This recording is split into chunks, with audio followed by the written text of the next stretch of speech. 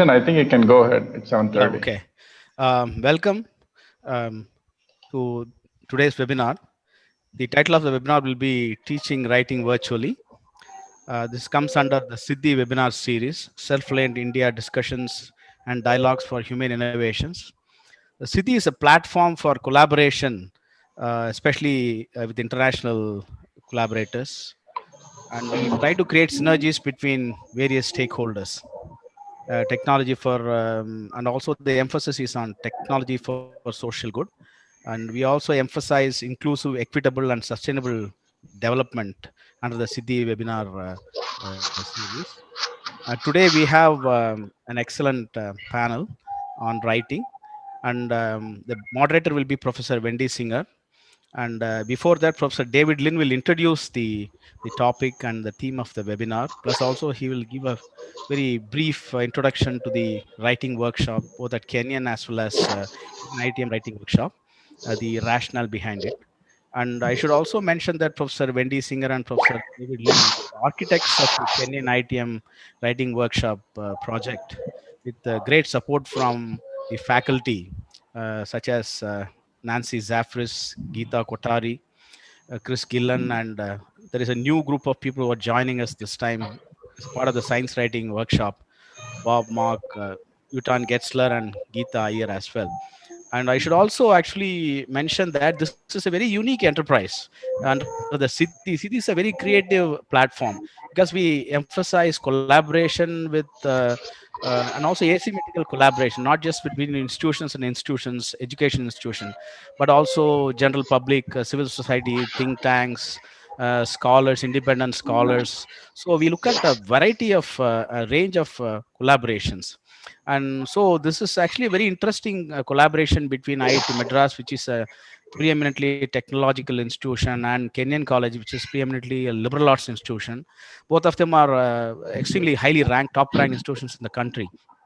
And so at the highest levels, we have had excellent support from the president of Kenyan College, Professor Sean Decatur, and provost Professor Joe Klesner. And both of them have visited IIT Madras and have had detailed discussions with Professor Raghunathan Rangaswamy, who's the Dean of Global Engagement, Professor Mahesh Panchakula, also earlier the Dean of International Relations, and also the Director, Professor Bhaskar Ramurthy.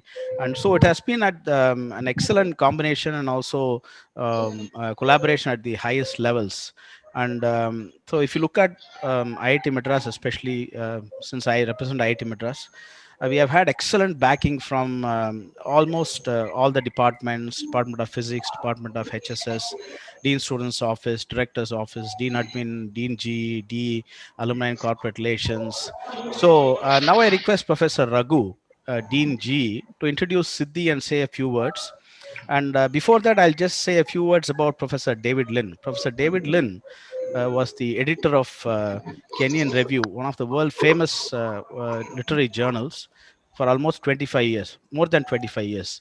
And recently he passed the baton to another editor. So he's now the editor emeritus, but currently is professor of English at Kenyan College, plus also a special assistant to the president of Kenyan College for international collaborations.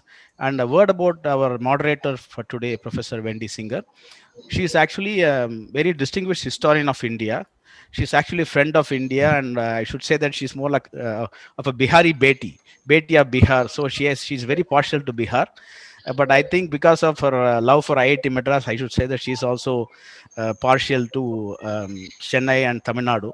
And she's an extraordinary scholar in terms of doing research and archival work in Bihar as well as in Tamil Nadu. She's written a lot of books on India, and also she's a specialist on South Asian studies.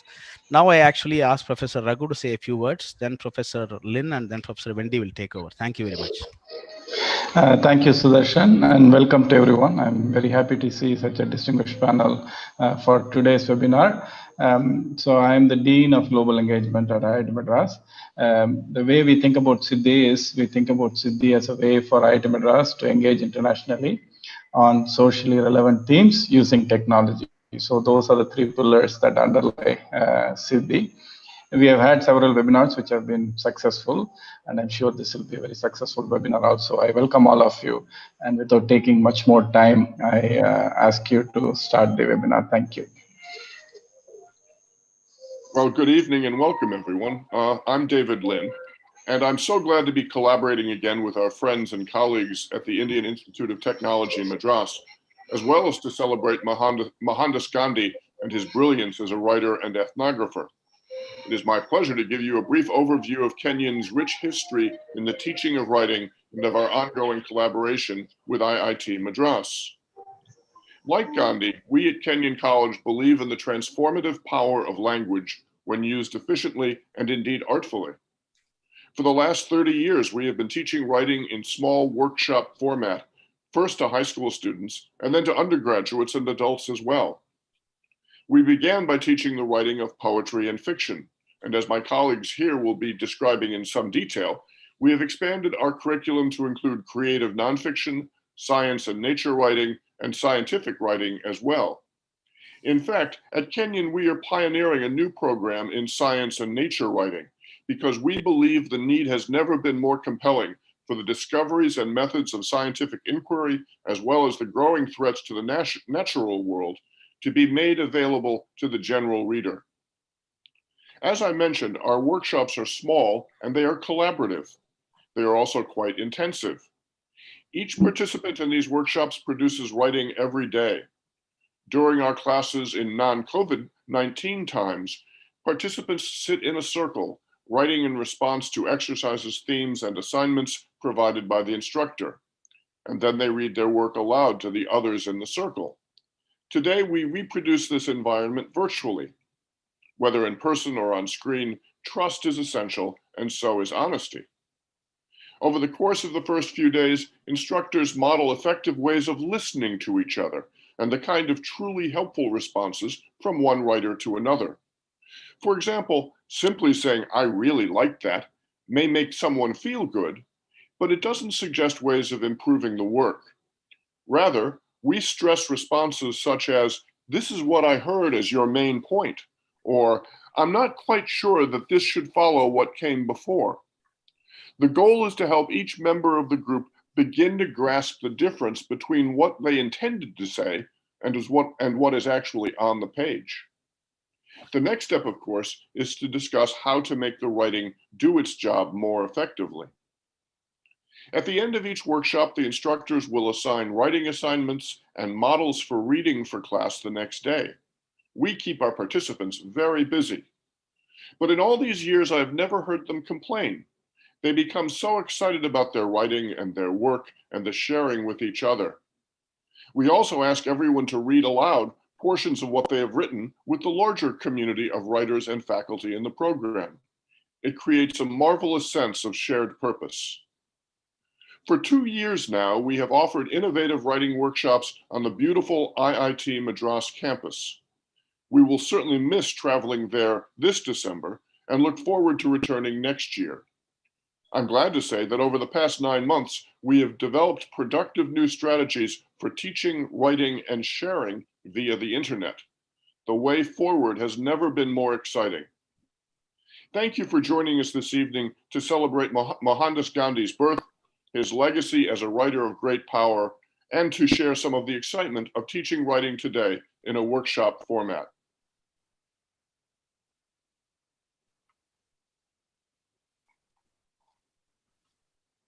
I think over to Wendy.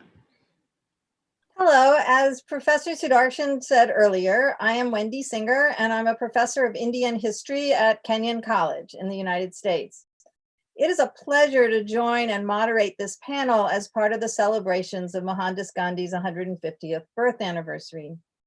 First, let me thank Professor Sudarshan for organizing this webinar, and Professor Raghu for his welcome. And in fact, the whole Center for Global Engagement has been a warm support for us over the years. As Professor David Lin said, this is a webinar on writing, and particularly in the context of the ongoing cooperation between Kenyon and IIT Madras. It seems to me that what better way to celebrate Gandhi than to talk about writing. In the shelves of our Kenyon College library, we have 98 volumes of Gandhi's collected works. Our students use them and read them not only to learn about the Indian freedom movement and the philosophy of nonviolent resistance, but also to understand the power of writing that Gandhi's work embodies. So first, let me introduce the panelists, and then I'll talk a bit about Gandhi as a writer, especially in the context of the Champaran movement in Bihar. In many ways, I am an interloper here. Although I do a lot of writing, it's primarily academic writing. My research began studying peasant movements and the freedom movement in Bihar. I lived there on and off for 30 years, and my work often focused on oral histories of the past to get to know what participants in political movements were doing at the village level. I've written 3 books, including one on the history of Indian elections, and I'm most known perhaps for my study of women in politics and women politicians. In 2012, I turned my attention to Tamil Nadu, and I've been studying the Madras Municipal Council as one of the first democratic institutions that, among other things, implemented something like reservations in the 1920s, even before that word came into Indian government and politics. In all of this, I have been privileged to read the stories and hear stories from people themselves in order to understand the past and in order to inform my own history writing. In my historical scholarship, therefore, I like to highlight the narratives of the people I talk to, some of them politicians you would know and others you would not. Now let me turn to introducing my colleagues from across continents, many of whom I've been working with for years and have come with us to IIT Madras and work in IIT Madras itself. Let me begin with Nancy Zafras. Nancy Zafras is a novelist. Oh, and you should be able to see their full bios on the screen as well. So my biographical discussions are really in the context of our writing workshops. Nancy Zafras is a novelist and short story writer whose awards and commendations only hint at the experience and expertise that she's brought to the writing workshops at Kenyon and at IIT Madras. Within her books, like The People I Know and The Metal Shredders, we meet unforgettable characters and experience her powerful wit. I've had glimpses of her writing workshops, which are masterful and shed new light for me on what makes a story work and how it unfolds. She's been fiction editor of the Kenyon Review, and through that, I'm so pleased to have had the opportunity to bring her to IIT Madras for these workshops. Second is Geeta Kothari. She's the nonfiction editor of the Kenyon Review, whose essay in that magazine, If You Are What You Eat, What Am I read years ago and was immediately hooked. Her fiction and nonfiction has been published in a range of prestigious venues, and her teaching has been both acknowledged with awards at her home institution, the University of Pittsburgh, where she's creative writing professor, and in the Kenyon Review Writers Workshop. Brilliantly, Geeta challenges workshop participants to think about their own experiences as sources of larger storytelling and meaning, and guides them to construct narratives of purpose. 3, let me introduce Chris Gillen. He is my colleague here at Kenyon College. He's professor of biology and has championed science writing at Kenyon in its highest forms of both science and art. And through workshops, he brings the understanding of scientific form that he studied in his own research on salt and water balance in insect models to inspire and train scientists in ways to reach broader and diverse audiences. By the end of a workshop, not only are participants writing clear prose that explains their own work, but also perhaps poetry and haiku. In these challenging times, the critical need for scientists to speak to policymakers and the general public has never been more important. And 4, it is a pleasure to have with us again Arun Narasimhan, our innovative, witty, and brilliant partner at IIT. Arun is professor of mechanical engineering who has published novels in Tamil, is a prolific writer of music reviews, and has brought a whole series of scientific problems to popular audiences, from Fermi's paradox to nanotechnology. Both for his significant research in engineering and his creativity in every genre, we look forward every year to his talk about the life of a writer. And our participants will speak briefly in that order, and then we'll open up for questions. So let me give you a little bit of background on Gandhi as a writer. I'm going to share my screen.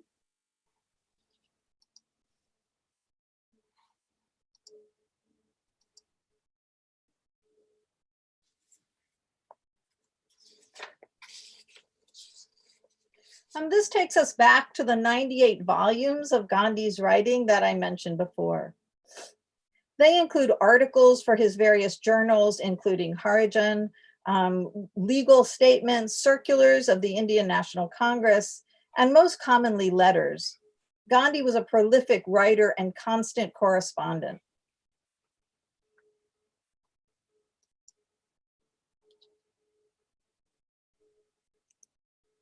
Oh, there we go.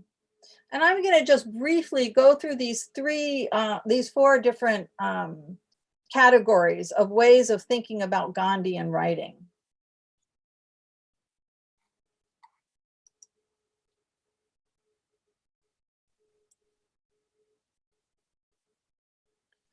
The breadth of Gandhi's writing also illustrates how Gandhi used writing as a political form.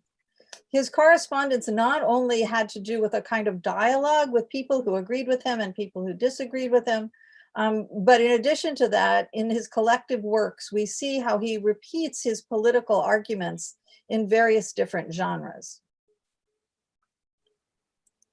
But writing is not only something that Gandhi did in order to express his politics. As we historians know, we can use all sorts of forms of writing as sources of understanding the political past. Here I show you two examples of ways in which political leaders used writing as a way to both understand their own politics, even when they didn't think that they were going to necessarily share it with others, and to reimagine and re-articulate the political past. And so here are just two examples that happen to be diaries of peasant leaders from Bihar. And the first is a diary of Kumar Shukla. Kumar Shukla, along with Muhammad Munis, went to see Gandhi at the meeting of the Indian National Congress.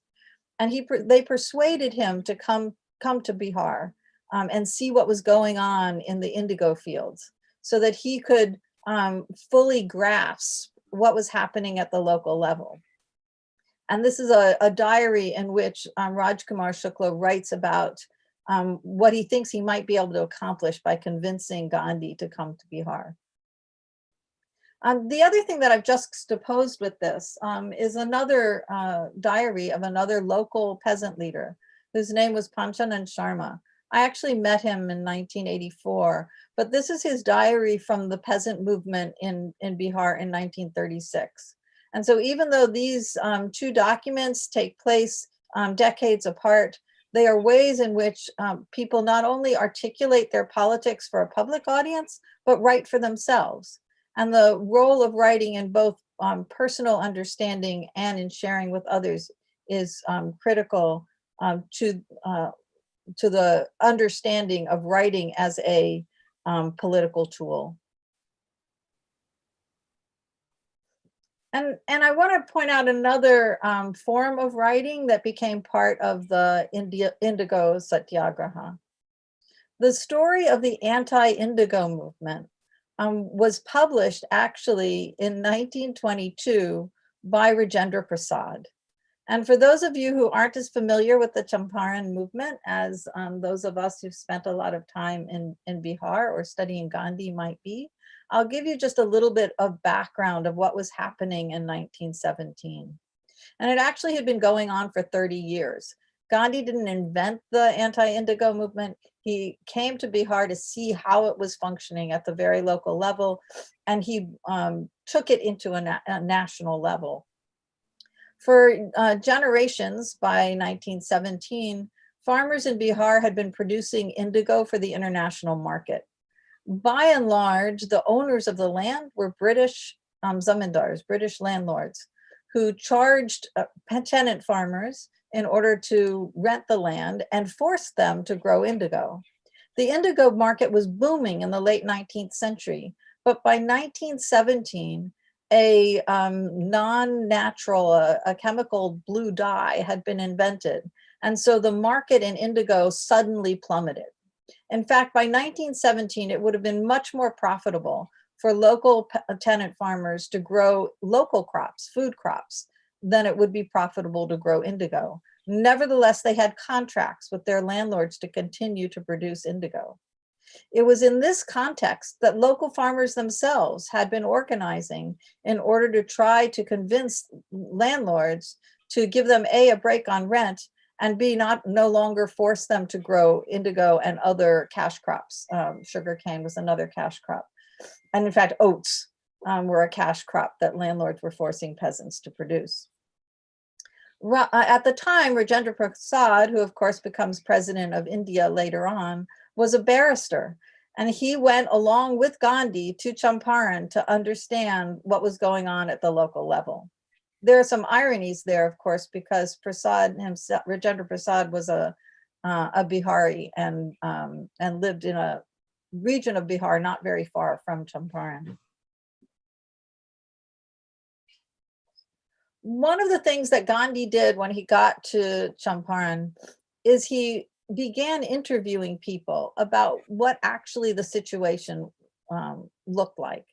And this was how Gandhi learned about the plight of tenant farmers, about the ways in which they had to struggle in order to produce enough crop to either make enough money to buy food or to produce food themselves.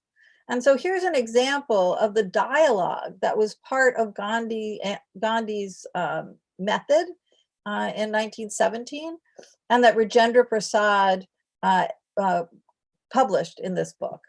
So here's an example in which they ask peasants, is it not a fact that after indigo is cut, you are at liberty to grow rabi crops, which is the winter crop, whatever you might want to grow in the winter, for your own use on the indigo land? And the tenant farmers were honest and explained the situation in very clear terms. So their oral narratives became written narratives in the course of this dialogue with Gandhi and with Rajendra Prasad. So one tenant farmer answers, we're not allowed to do so. The land must be fallow until the next sowing in order to increase its productiveness.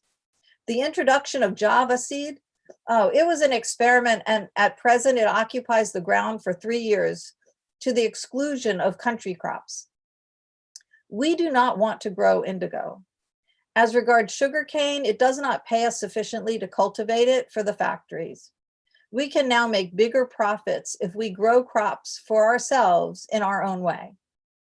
And one of the things that I found really powerful about this answer is its honesty, is the willingness of tenants to, even in the face of the possibility of the landlord's agents being around and hearing them complain, and there might be retribution. But one thing here is the honesty of the interlocutors.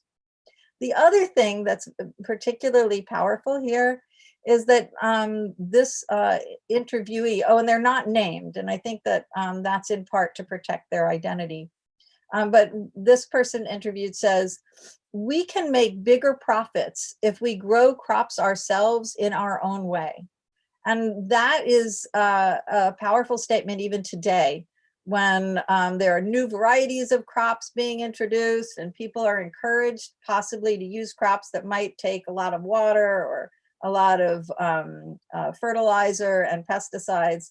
But he's arguing that way back in 1917, that we can make a bigger profit if we're able to grow local crops that are indigenous to this place and grow them in methods that we know ourselves.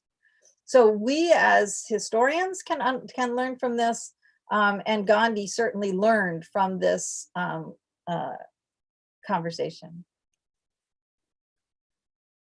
And finally, Gandhi then served as a witness that writing provides opportunities and narrative provides opportunities to witness. So in Rajendra Prasad's book, we learn that by May of 1917, we had by this time recorded statements of thousands of tenants and had become acquainted with almost all of the grievances of Champaran. There was hardly any locality in the whole district from which some tenants had not come to us and given their statements. And not only is that clear in the text, but it's also clear in the text that both Rajendra Prasad and Gandhi learned about the details of the land system. They learned about forced labor. They learned about the various taxes that were extracted from peasants. They learned about what land contracts were. And all of that is then articulated in this book, Satyagraha in Champaran. And so the book is as much a legal compilation as it is anything else. And so as a result of this long period of interviews and conversations, Gandhi actually wrote a report called the Report on Champaran. And that too is a written document. It becomes part of his collected work. So my students and anyone else, I should say the collected works are now also digitized and available online. But he wrote a report because he felt that by putting it down in writing, by turning it into narrative, he would produce it in a form where his witness would be able to be broadcast to a larger audience.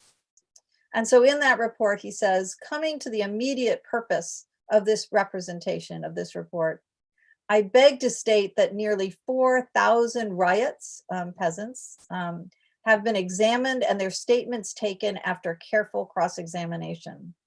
Several villages have been visited and many judgments of courts studied.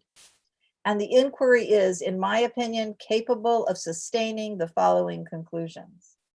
And his conclusions are that there need to be negotiations between the peasants and the landlords, in this case, the British indigo farmers, in order to come to an equitable settlement, which actually did take place. So in conclusion, I want to say that Gandhi's writing in this context had powerful positive political effects.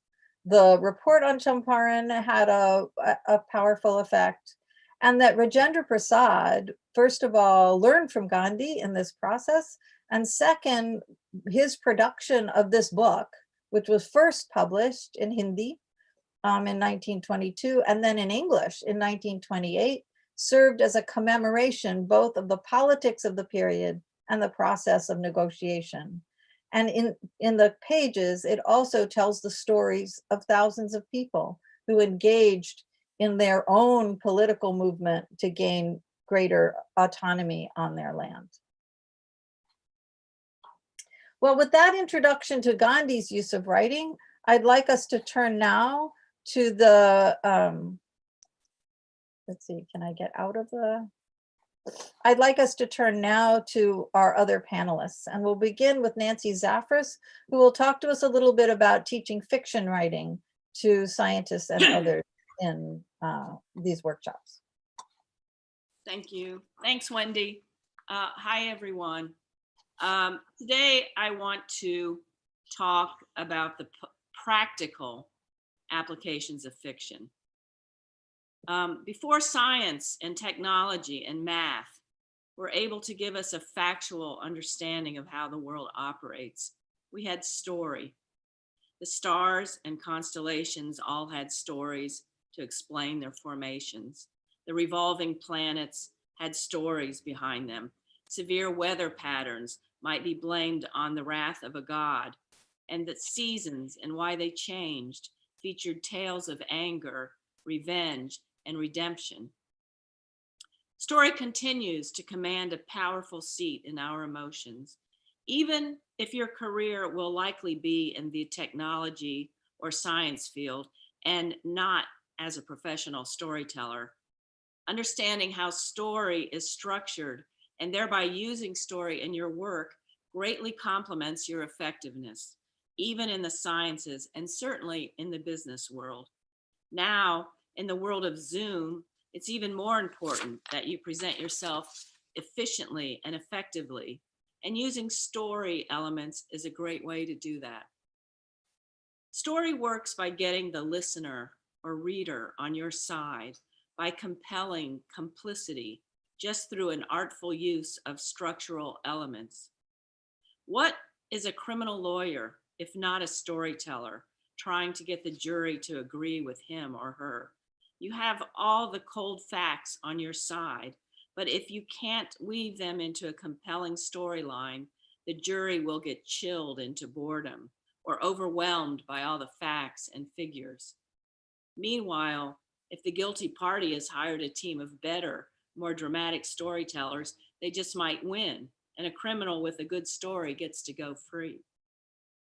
Just to keep this practical, let me give a couple of real life examples. I'm a layman on a patient advocacy committee that works with doctors.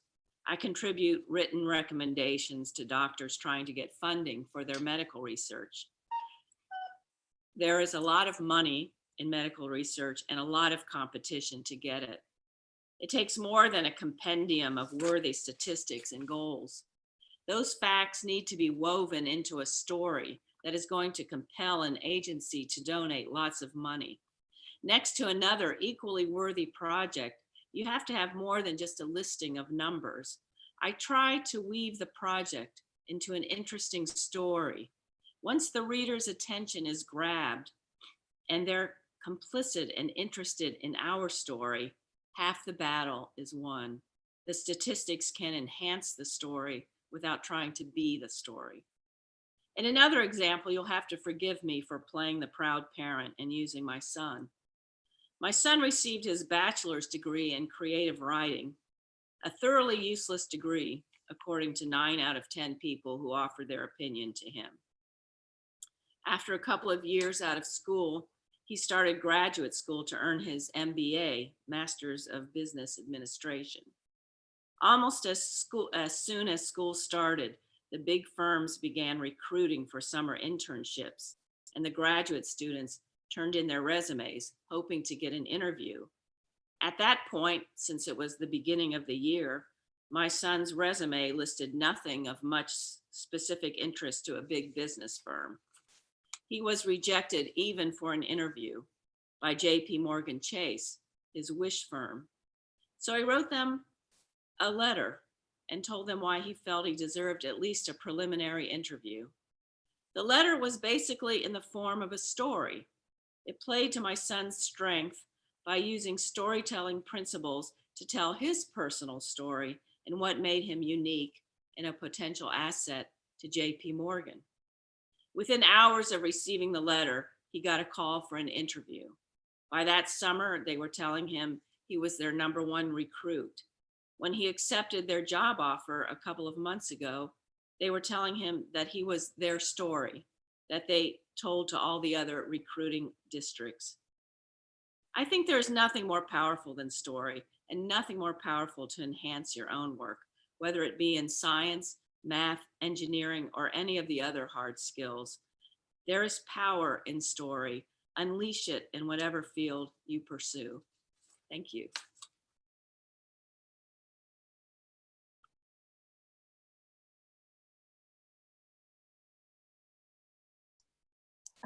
Geeta Katari, are you?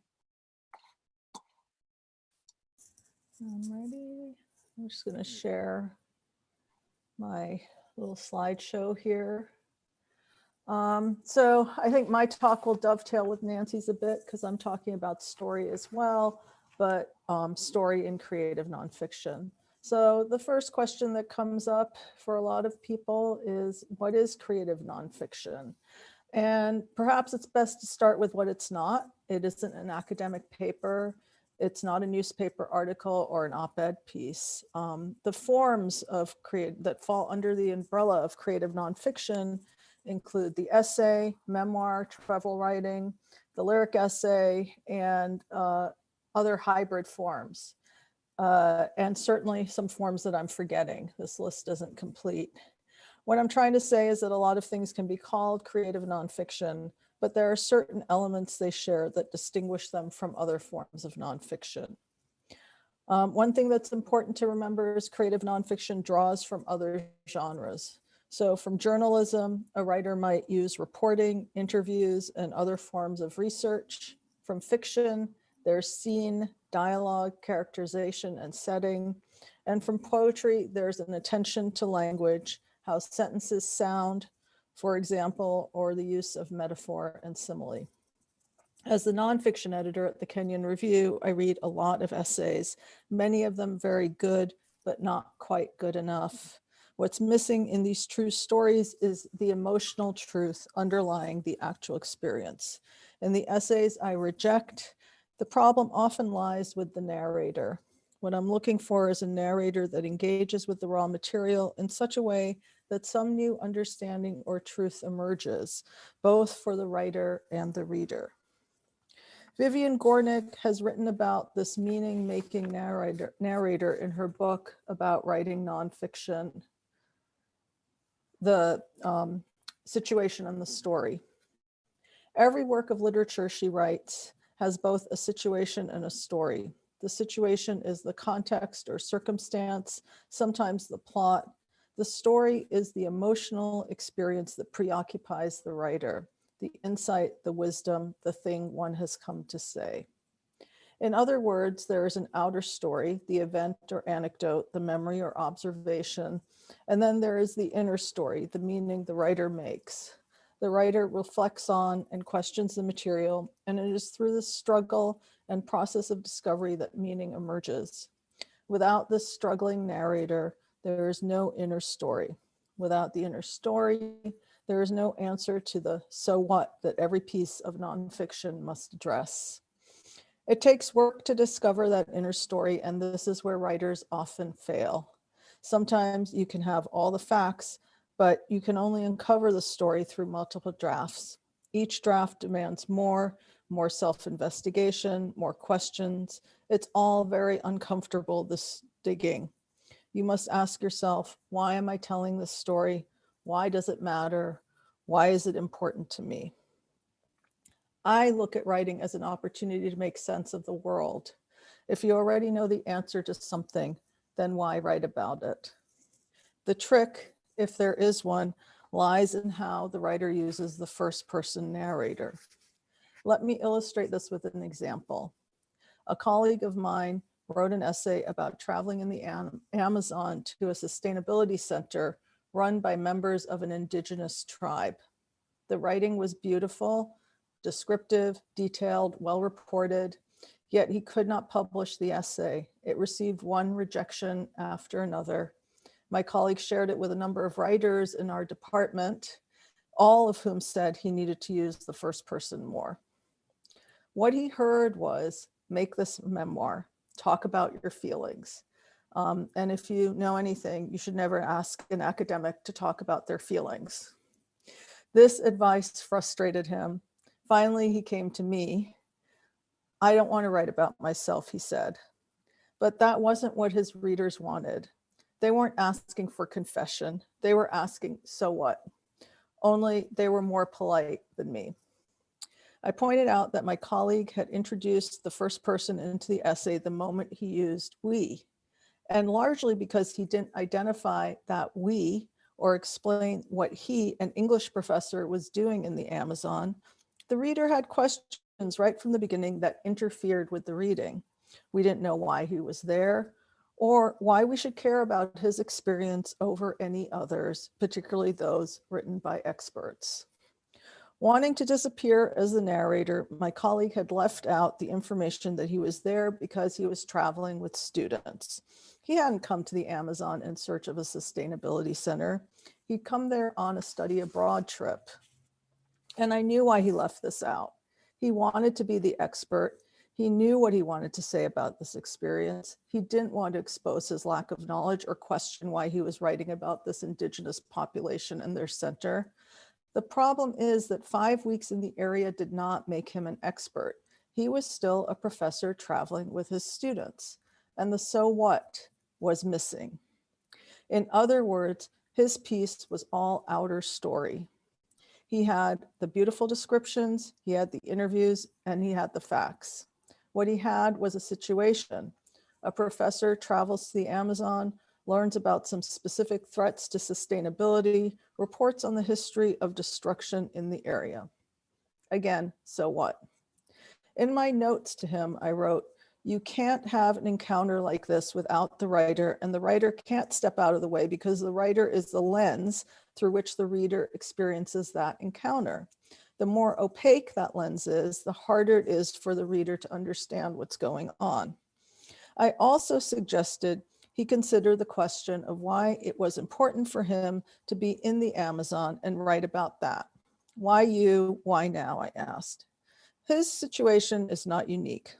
As I've said before, I reject many well-written, engaging essays that are lacking this essential inner story.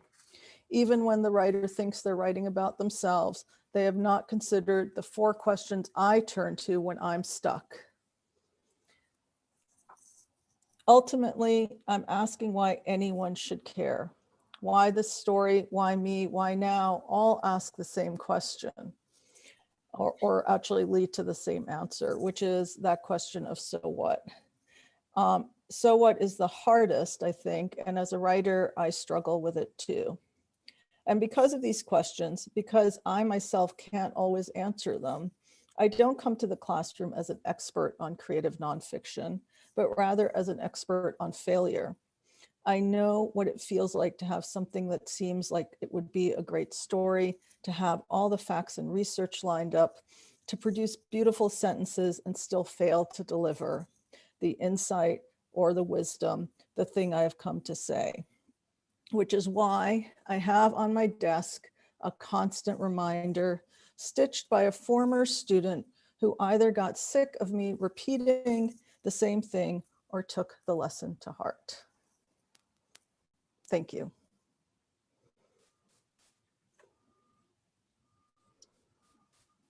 Thank you very much. And Chris?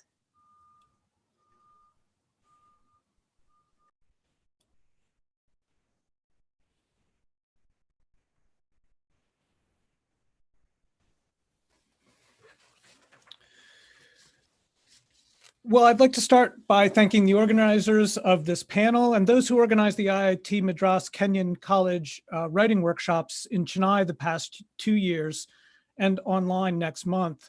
I've learned so much from the people at IIT Madras, from every participant in the workshops, and I think, as you'll see, also from the other instructors.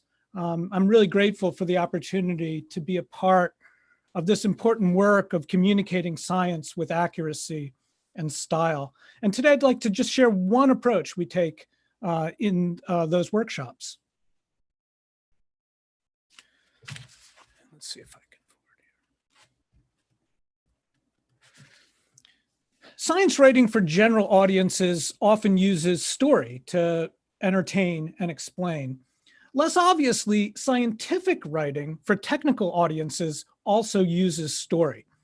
So let's explore how paying attention to story can help us both read and write science better.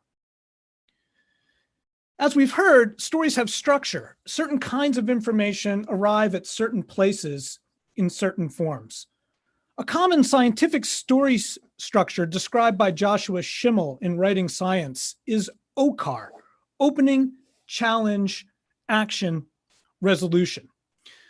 The opening sets the scene, it hooks our interest, and it prepares us for the challenge, that struggle, the moment when conflict and tension are introduced. In science, this challenges the knowledge gap or the research question. Then, as in all good stories, there's action.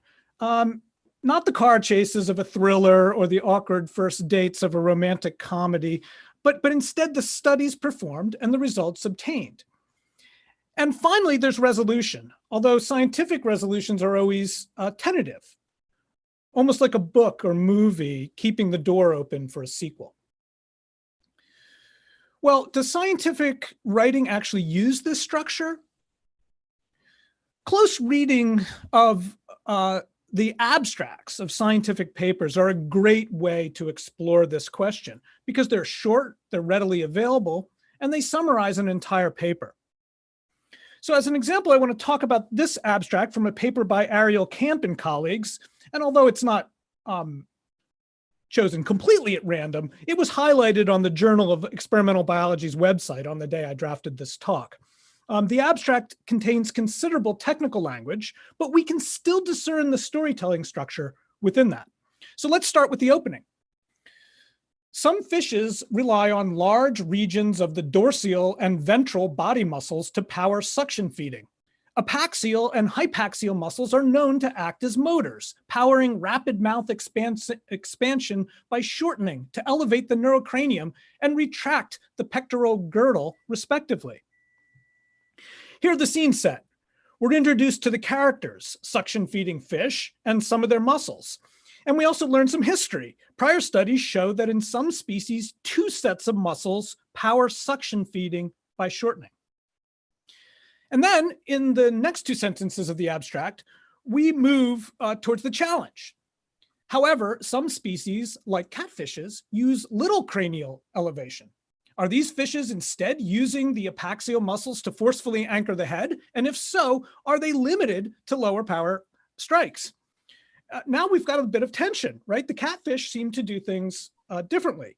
Their muscles don't pull the head upwards.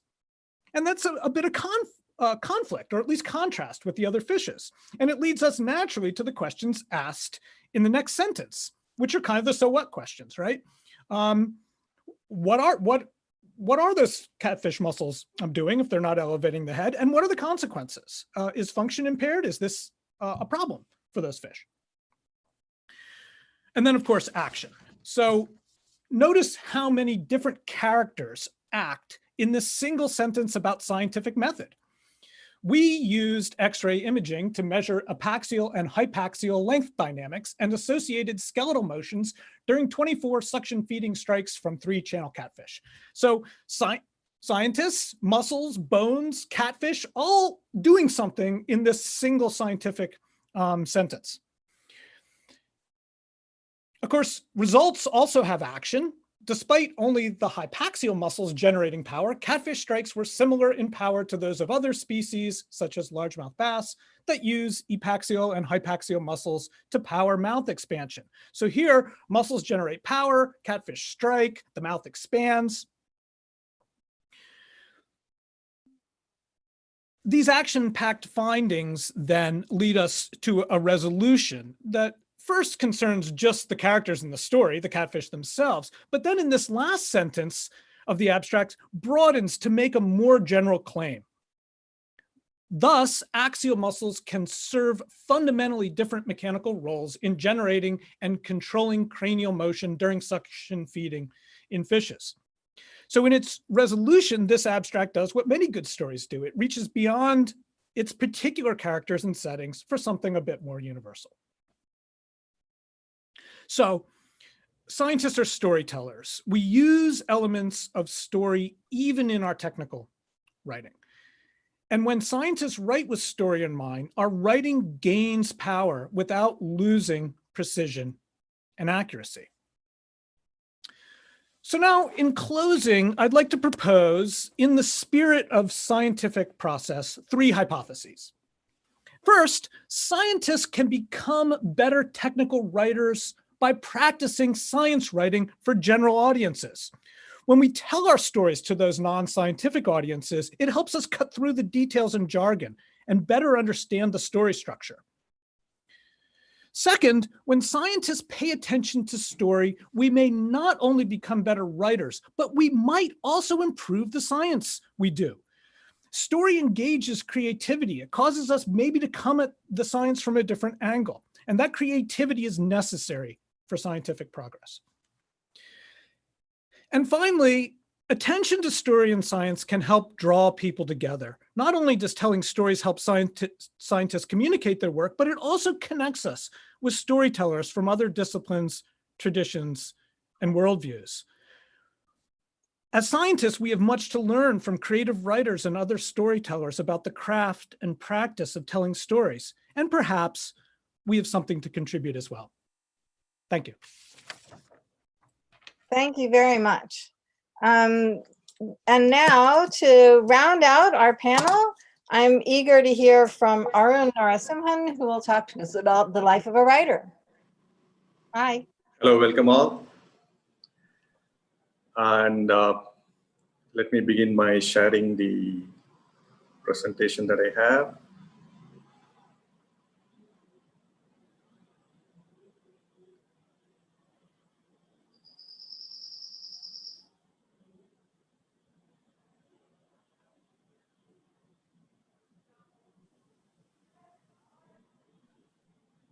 Are you able to see me, the presentation?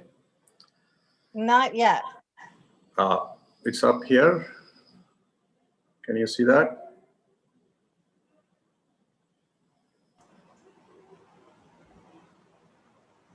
We can't, or I can't anyway.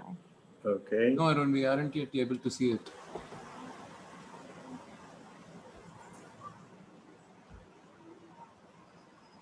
Sir, if you would like, we have it ready with the presentation deck. Yeah, we I know. Proceed.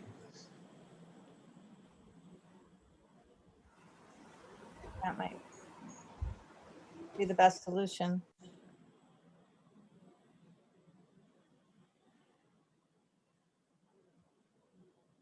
Just hold on a moment.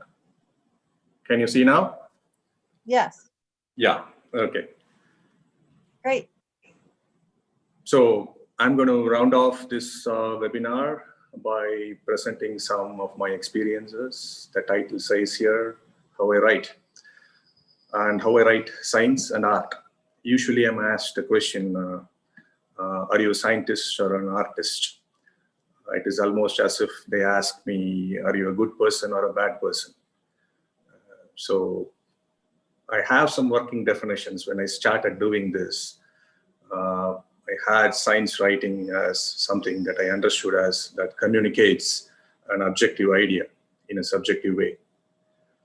And as an art writing or literature, as we call, fiction that we call, it communicates subjective feelings, hopefully in an objective way. So both actually present ideas or insights or understandings of theories, while in science, they're all about nature. In art, it is usually about human nature. So obviously then we have for science certain meta ideas and concepts like formulas or equations or symbols of logic, if you will, that we use to communicate the idea. And then while we do that, then we hope from the writer to the reader, the understanding that the writer had originally, it is translated or conveyed in all its complexity and clarity without getting diluted. So similarly in art, what I understood as, because we make up anecdotes or slice of life, or if you will, or stories, in order to communicate feelings. So hopefully those feelings as felt by the writer are communicated to the reader intact, however complex the feelings are. What we have to see here is in both forms of writing, both forms explore truths. They analyze truths, but they don't conclude permanently anything. There are semi-conclusions, impermanent conclusions in both, which could be overthrown later. But while in science, there seems to be a delineated path for what is science writing, what is scientific writing. As you can see here, the science document is well laid out, very well distributed. For instance, a scientist communicates with another scientist through his research articles. So, which obviously involves a particular language of equations or simply experimental data, direct. So it is meant, that document is meant for another scientist, while an academic provides more explanations through monographs or textbooks. And that is usually meant for other experts or students or practitioners of that particular field. While there is a science writer that Chris was talking about, there is a science writer who further removes the abstractness of it, the idea, the scientific idea. He provides more concrete things with text and stories. That's where stories come into science writing. And that is meant to be read by any intelligent reader. So what you see here, the important thing is the reader here. It can be the same person. He can be the same person. He can be the same scientist who receives research articles in a particular field from another scientist, may prefer to be just an intelligent reader to receive for another topic explanations from a science writer. So what I thought when I wanted to do popular science books was, why can't the same scientist that is me to be also a science writer, not only an academic, but also a science writer, so that there is a lowest common denominator, or there is a sufficient condition that any intelligent reader satisfies here, for whom you can always communicate science as a science writer, irrespective of whether you communicate it to another scientist as a research paper or through textbooks. You can always communicate what you have understood in your science, in what you have done as a research, as a science writer, to any intelligent reader. That's the idea with which I approached popular science books when I started writing them. And then obviously I hit upon the idea that why can't we do that? That intelligent reader can as well be in any language. So why don't we do it in Tamil? So I moved on into writing popular science books in Tamil. So although I kept publishing in English, all the research articles, which I still do, most of it I presented to any intelligent reader in Tamil as popular science books. But once I started doing this, and then I wanted to explore fiction, I moved into fiction, and then I looked for the art document where it is. This is all I had. I mean, this is all I understood, at least. I don't see any big delineations here. There is fiction, and that is provided by a novelist or a storyteller, and in his own way, in his or her own way. And the intelligent reader who is supposed to raise himself up or position himself up to understand what that fiction is. That's it. So it could be stories or feelings are conveyed through narratives, but then it is up to the intelligent reader to raise himself up to receive such feelings from the fiction generated by the novelist in any particular form that he chooses to. That's all I understood. So which means, and that is where I then thought perhaps it's the best way for me to do this is to write only in Tamil, because that's my mother tongue, and that's where I'm comfortable in creating fiction. And there is a language hurdle that I can immediately remove because it's my mother tongue. And the feelings that I can convey, I can hope any intelligent reader in Tamil could directly receive that. So then I thought, originally some 6 years back, when I started my first novel, I thought the goal of my novel in Tamil should be that it should not be translatable to any other language, because that is when I can probably convey feelings very truly to an intelligent reader. But then, for instance, in a social document, Gandhi showed us that it could be very different. He achieved his purpose of achieving freedom struggle for us. There, he was able to convey his ideas to the British governance in roundtable conference speeches in another language, in another culture. While to the common man of India, he didn't say why he didn't theorize why Britishers should leave. He just proposed, as an example I'm giving here, one example I'm giving here, simply quit India. You just tell Britishers quit India. It's an action slogan that he could generate and convey to any Indian layman here. And then he didn't propose economic theories to Indian laymen. He simply said, we wear khadi. There is a khadi movement that he was able to start for self-reliance. Right. So the important thing here is he didn't say quit India because it's very simple to the Indian children. It's not about age. It's the same age group of people are there, either in India or in Indians or the British governance. He was able to convey complex ideas on practical ideas on why Britishers should leave India to the British governance, while the same thing he could translate with feelings. Right. So he could translate that to the common layman of India through action slogans. So which means it is possible to convey feelings, to convey practical things through alternate realities. So can we do that in fiction? That's what I have been thinking in the last 2 years. So in other words, what I'm asking is, can there be a science or art writing presented as a social document? So because as Chris was saying, for instance, we are able to now borrow the power of story that is in the arts. We are able to borrow that as a tool to express science with clarity. So we are able to do that. So what can the scientific document give to us? So that's what the other side of it, the converse of it, what we can achieve through that. So a scientific objective way of constructing similar alternate realities, right? So can that be done? So that one of that I choose to convey my feelings better. I can see fictions remade or retold. I'm not saying here, I should quickly caution, I'm not talking about an abridged version for children or young adult, the same fiction for adult. No, that's not what I'm talking about here. Because once your language skills are developed around your 8th form, any one of us is intelligent enough to read any fiction. That's what I believe. So which means there are no more young adult or children fiction or nothing for me. No other differentiation for me in that.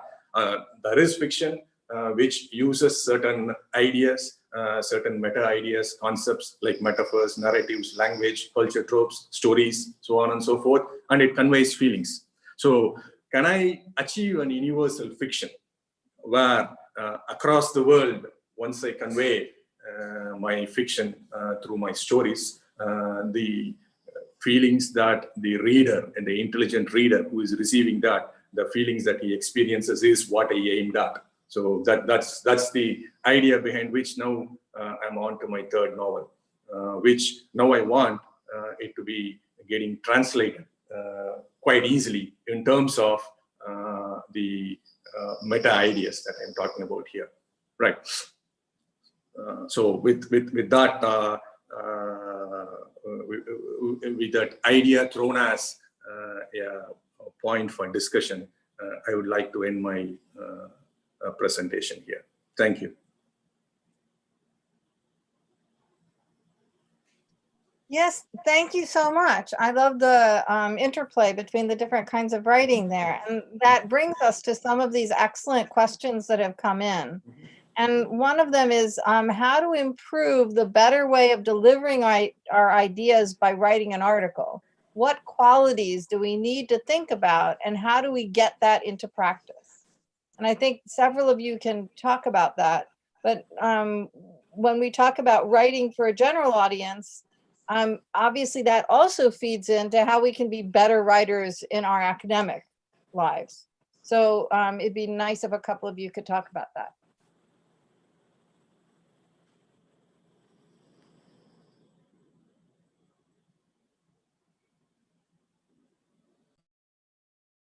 Chris, do you maybe want to take that?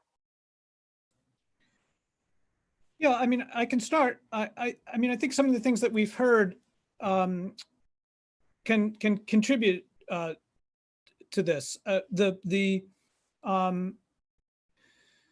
If it's scientific ideas that we want to talk about, I think one of the things that we can do is look for the scientific story. Look for the story that's in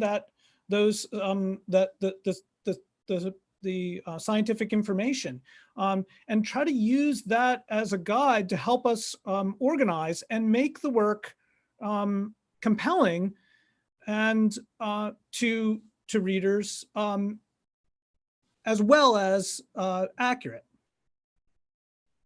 Yeah, I think that is a very useful way to connect the different kinds of writing. And another question that's come in that I think is relevant to everyone, and that has to do with once you are practicing writing as a practice, how does that change how you read? What's the effect of yes, thank you, Geeta.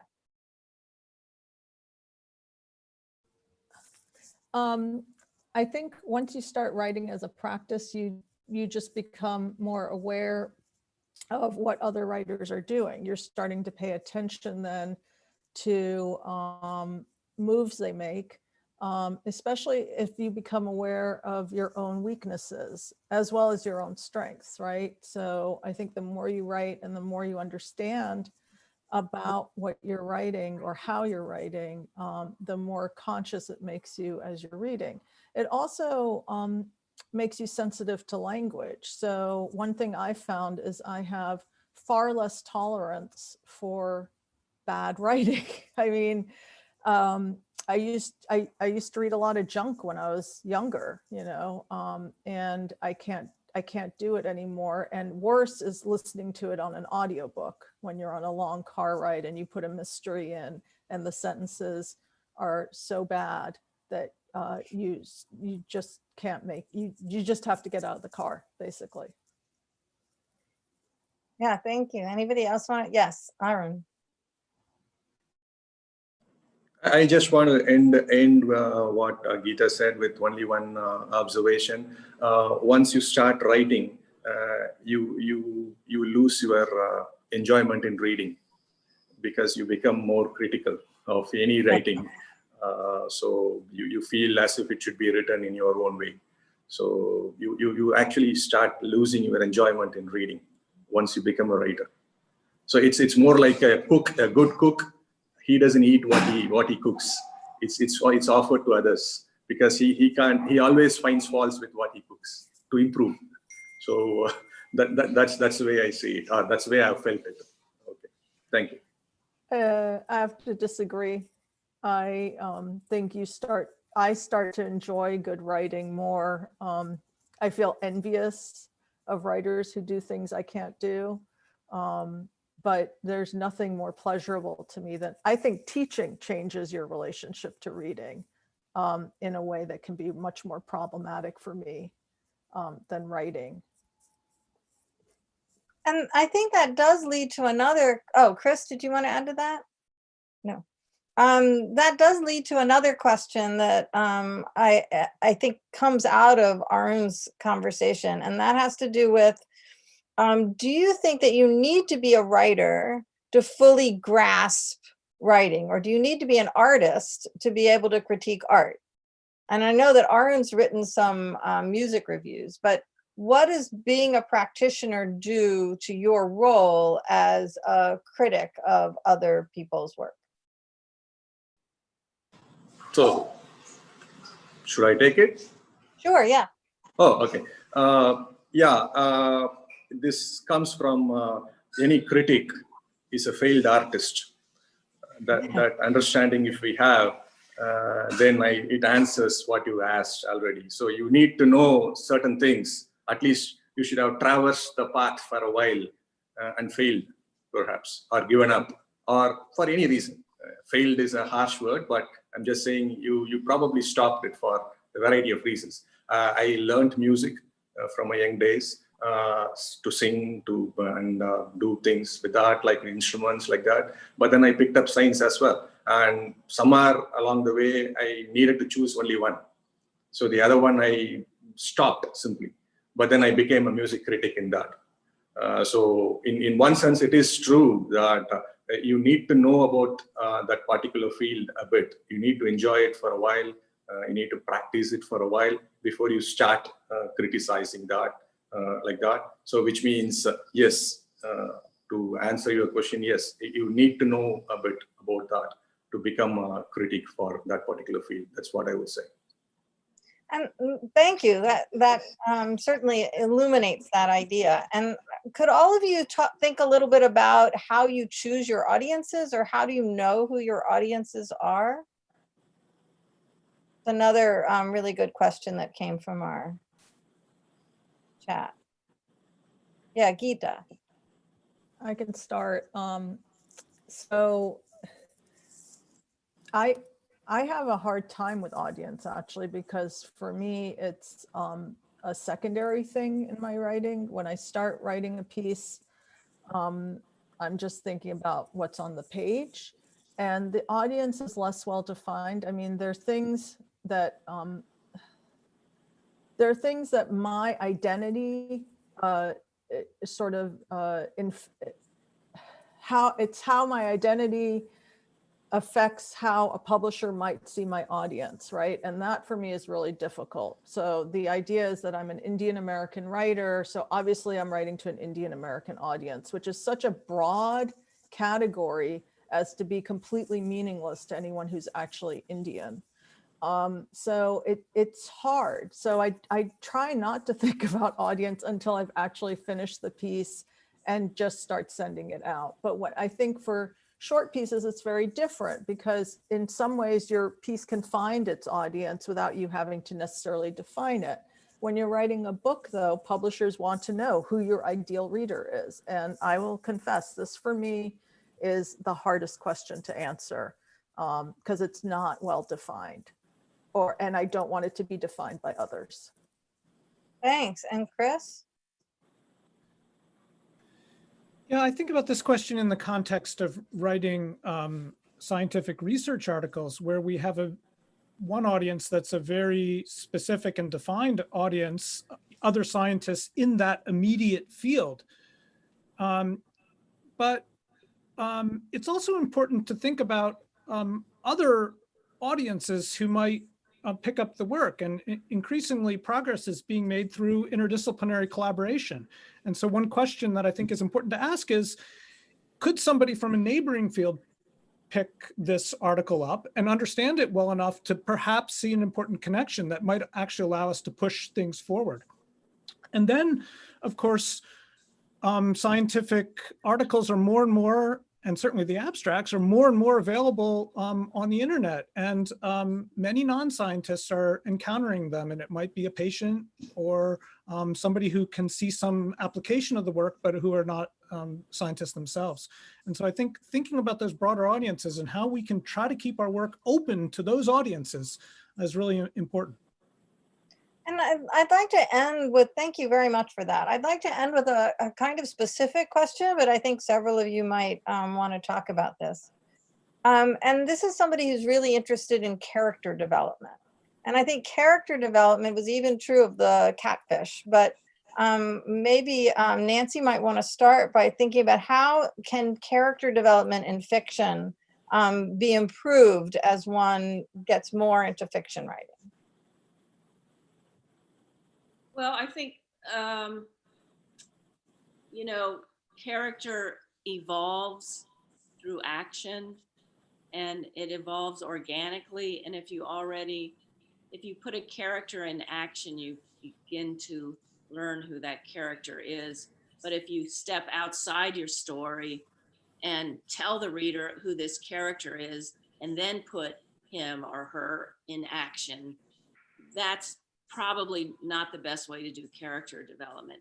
Character development happens when the character interacts with his or her environment.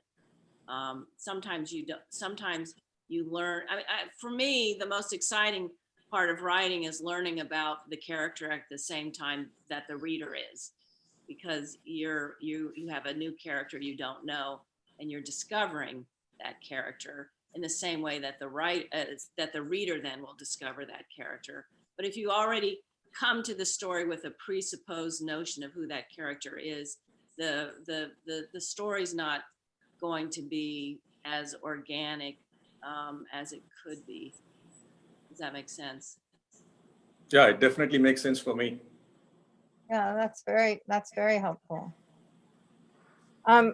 Well, we're coming toward the end. Oh, sorry. Would you like to add something, Arun? Just a small thing. To add to what Nancy was telling. Yeah, I can understand and appreciate what she's saying. I would say our personalities are decided when we make decisions. So, we cannot say I'm a timid person or I'm a bold person. Nothing. Those all doesn't come up unless and until you decide on a particular action at the time. At the moment of decision, what did you do? How did you decide? So any character, just like what Nancy was saying, I'm just putting it slightly differently. You need to put that character in decision-making situations. and make that character decide something this way or that way or multiple ways. You give decisions, choices, and the character chooses something that defines the character, that defines the personality. And that's how you move through your fiction. Like, so you need to keep the fiction open-ended as much as possible with a lot of possibilities for the several characters that you introduce. And then you start making them decide depending on that particular situation, whatever way it comes out. Yeah, as Nancy was saying, it's a revelation even for you as you write. And that's how characters is developed. Yeah, that's Thank what you I very want to add. much. I'm afraid we've come to the end of our time, and I'm really grateful to all of our panelists. I think we need to turn back to Professor Sudarshan to conclude our excellent program. Yeah, I think Professor Karthik will be giving a vote of thanks. He's the advisor to the Office of Global Engagement. Thank you very much. Yeah, so thanks for a wonderful webinar. I think it was very informative, covering a lot of points, and I think it's given a good introduction for people who want to join the longer workshop later next month. And so thank you all. Thanks, Dr. Wendy. Thanks, Ms. Geeta. Thanks, Dr. Chris. And thanks to my own colleague, Dr. Arun Narasimhan, and Ms. Nancy and Dr. David. Thank you all for making this a wonderful webinar, and very interactive as well, with lots of questions being answered. And we also have I should also tell you about our very interesting webinars that are scheduled for the Education Week from Jan 8th to Jan 10th.